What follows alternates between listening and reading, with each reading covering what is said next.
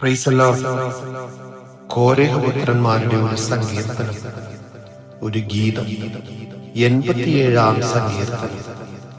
യഹോവ വിശുദ്ധ പർവ്വതത്തിൽ സ്ഥാപിച്ച നഗരത്തെ, സിയോന്റെ പടിവാതിലുകളെ തന്നെ, യാക്കോബിന്റെ സകല നിവാസങ്ങളെക്കാളും അധികം സ്നേഹിക്കുന്നു. ദൈവത്തിന്റെ നഗരമേ, നിന്നെക്കുറിച്ച് മഹത്വമുള്ള കാര്യങ്ങൾ അരുളി ചെയ്തിരിക്കുന്നു.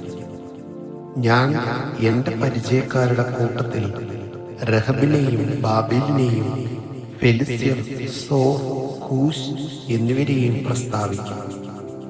ഇവൻ അവിടെ ജനിച്ചു, ഇവനും അവനും അവിടെ ജനിച്ചു എന്നും സിയോനെ കുറിച്ച് പറയും.